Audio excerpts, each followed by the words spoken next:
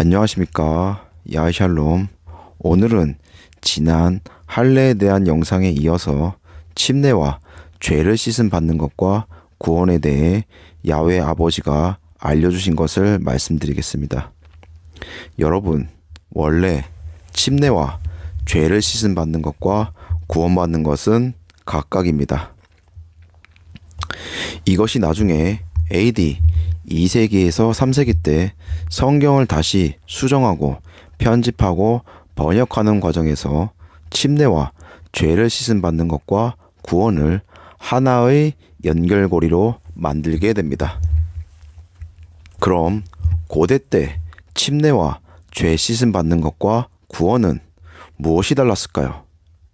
침례는 육체가 영과 혼과 하나가 되는 개념을 가지고 있었습니다. 고대에는 영, 혼, 육에 대한 개념이 지금과 많이 달랐습니다. 쉽게 말하자면 물은 신의 지혜라는 의미를 가지고 있었기 때문에 신의 도움으로 어떤 결과가 나타난다고 여겼습니다. 즉, 침례를 받지 않은 사람들은 영과 혼이 빠져나가 다시 환생할 수 없다고 생각하였고, 영과 혼과 육이 하나로 다시 합쳐서 환생할 수 있다고 여겼습니다. 그래서 고대 당시 모두가 침례를 받고 싶어 했습니다. 죄를 씻음 받는 것은 신에게 나아갈 때 거리낌이 없어야 하기에 거룩해졌다, 즉 새롭게 태어났다라는 의미를 가지고 있었습니다. 당시 구원은 신과 교통하고 신에 의한 계시나 능력을 받았다는 것을 의미하는 것이었습니다. 그리하여 고대의 모든 사람은 신과의 소통, 신의 계시와 능력을 받고 싶어 했기에 구원을 중요하게 여겼습니다. 또 침례와 죄 씻음 받는 것에 대해 말하자면 이 또한 이교도에서 시작된 종교 의식이었고 추후 그리스도교에 차용되어 들어온 것입니다. 이미 고대 다른 종교에서 행해지던 종교 의식으로 고대 이집트, 고대 페르시아, 고대 인더스 문명에서 길게는 기원전 3000년경부터 혹은 기원전 1000년경부터 침례를 행했습니다. 이 문화권에서 볼 수 있는 침례와 죄를 씻음 받는 것에는 공통점이 있었는데 모두 종교적 정화 의식을 치르는 것이었습니다. 즉, 정화된 거룩한 물을 통해 죄를 깨끗하게 씻고 자기들이 믿는 신 앞에 나아가기 위한 정결 의식이었고 또 신과의 교통을 위한 신성한 의식이며 신을 대리하는 제사장들이 신전에 들어가기 전에 신을 영접하기 전 몸을 씻는 정화 의식이었습니다. 그리고 이 정화 의식인 침례를 행하고 나면 죄를 씻음 받고 거룩해졌다, 즉 새롭게 태어났다라는 의미가 있었습니다. 특이하게도 고대 이집트에서는 위의 내용과 더불어 왕족이나 귀족들이 침례를 행함으로써 올바른 국가 운영과 올바른 재판을 하기 위해 치르는 의식이기도 하였습니다. 고대 히브리인들 또한 고대 메소포타미아 부족의 영향을 받았기에 기원전 2000년경부터 침례를 하는 관습이 있었습니다. 히브리인들 또한 야훼를 엘로 잘못 인식하여 야훼 앞에 나아갈 때 정결 의식으로 침례를 하였고 침례를 통해 죄 씻음의 개념, 즉 거룩해져서 새롭게 태어났다라는 개념 또한 가지고 있었습니다. 그러나 고대 종교에서는 침례와 죄 씻음 받는 것은 있었지만 이를 통한 구원에 대한 개념은 원래 없었습니다. 그럼 언제부터 이교도 문화를 차용하여 침례가 죄 씻음 받는 것과 구원을 받는 개념으로 하나가 되어 바뀌었을까요? 고대 로마가 통치하던 시대, 이때 히브리인들도 로마의 통치를 받게 됩니다. 로마에서도 침례와 죄 씻음 받는 것의 개념은 있었는데 이를 통한 구원의 개념은 없었습니다.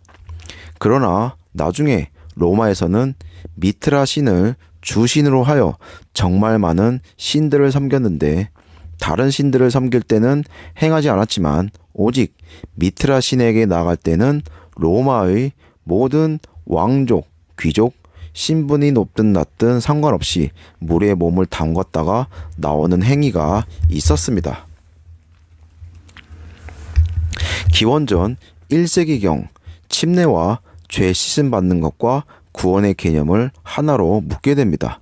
그리하여 미트라 신과의 성스러운 교통의 이유도 있지만 물속에 들어감으로써 미트라 신이 나의 죄를 사해 주어 거룩해졌다는 죄 씻음 받는 것과 더불어 이 신으로부터 구원을 받는다는 개념까지 확립하게 됩니다.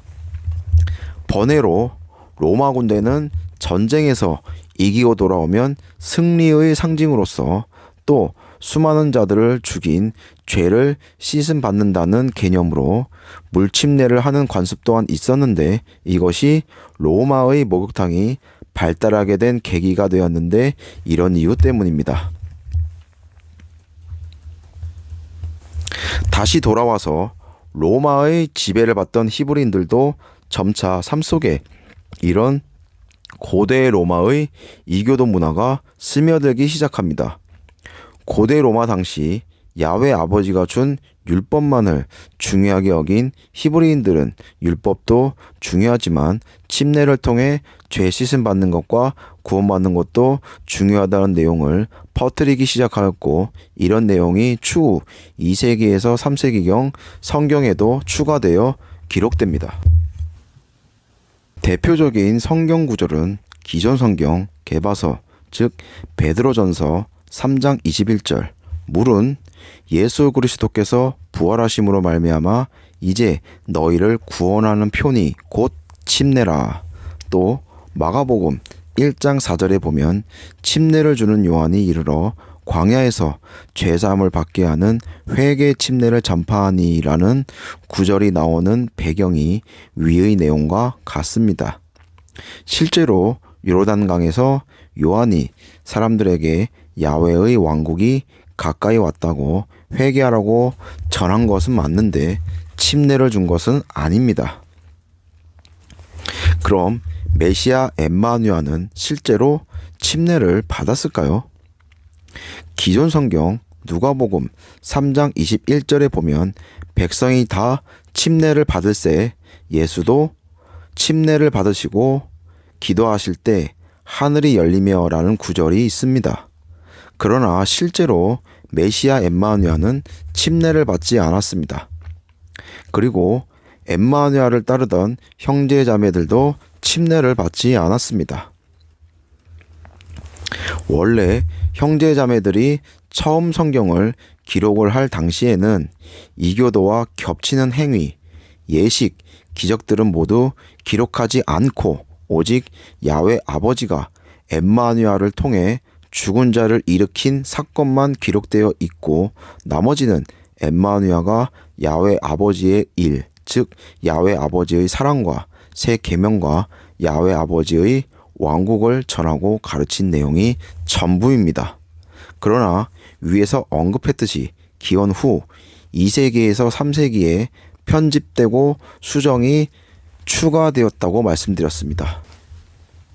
이와 더불어 성경에 손을 댈 때 구약 또한 야훼 아버지가 택한 민족, 야훼 아버지의 언약을 받은 민족이라는 것을 강조하기 위해서 탈출 이집트 챕터에서 홍해를 건너는 것과 여호수아가 두 번째 세대의 민족을 데리고 요르단강을 건넌 것을 집어넣고 나서 이를 침례라는 내용을 상징적으로 넣어 신구약을 매칭시킨 것입니다.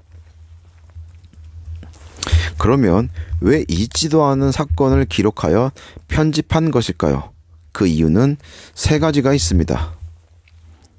첫째, 메시아 엠마누아가 야훼 아버지의 아들이라는 것을 강조하고 야훼 아버지가 보낸 기름 부음 받은 자가 메시아 엠마누아라는 것과 엠마누아가 야훼 아버지의 아들로서 야훼 아버지와 하나라는 증거, 그의 명확한 정체성과 그를 믿고 야훼 아버지의 자녀가 된 자들은 야훼 아버지가 택한 자들이라는 믿는 자들의 정통성을 드러내기 위해서였습니다.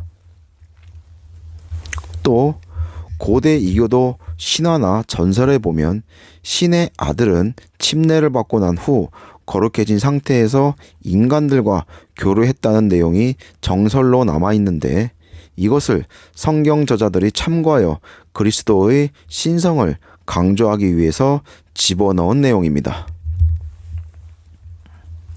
둘째, 메시아 엠마누아가 야훼 아버지의 왕국과 또 야훼 아버지의 새 계명을 전하고 가르칠 때 야훼 아버지의 생각과 중심과 정신과 계획과 뜻, 즉 진리의 영, 성령이죠. 이 진리의 영에 의해 메시아 엠마누아가 야훼 아버지의 일을 하였다는 것을 강조하기 위해서였습니다. 셋째, 야훼 아버지의 아들인 메시아 엠마누아는 죄가 없다는 것을 증명하기 위해서였습니다. 엠마누아를 따르던 형제들과 자매들과는 다르게 바울과 그를 따르던 형제들과 자매들은 침례를 중요하게 여겼습니다. 메시아 엠마누아를 믿는다고 고백하고 나서 침례를 받는 것이 죄를 씻음받는 죄사함의 회개이고 그것이 곧 구원의 시작으로 여겼기 때문에 침례는 신앙생활의 시작점으로 본 것입니다. 추후 바울은 복음을 전하면서 물로 받는 침례에 대한 개념도 중요하지만 더 중요한 것은 메시아 엠마누아를 믿는 자들에게 야훼 아버지가 그의 영을 보내주어서 그의 영 안에서 살아가는 것을 언급합니다. 성령으로 침례를 준다고 많이 말하지요.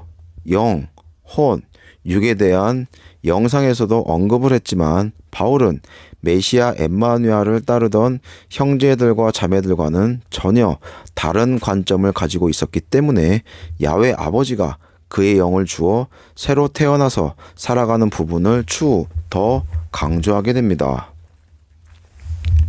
사도행전 19장 1절에서 6절에 보면 아볼로가 고린도에 있을 때 바울이 윗지방으로 다녀 에베소에 와서 어떤 형제들을 만나 성령을 받았느냐 물었고 성령을 모른다고 하자 침례를 받았냐고 묻습니다. 그러자 그들이 요한의 침례를 받았다고 하였고 바울이 그들에게 안수하고 침례를 받으니 성령이 그들에게 임하였다라는 이 구절 다들 아시죠? 바울은 구원의 시작, 신앙의 시작은 물로 주는 침례로 메시아 엠마누아를 믿고 살아갈 때는 반드시 진리의 영, 즉 성령이 반드시 필요하다고 보았기 때문에 성령으로 침례를 주는 것을 강조하게 됩니다.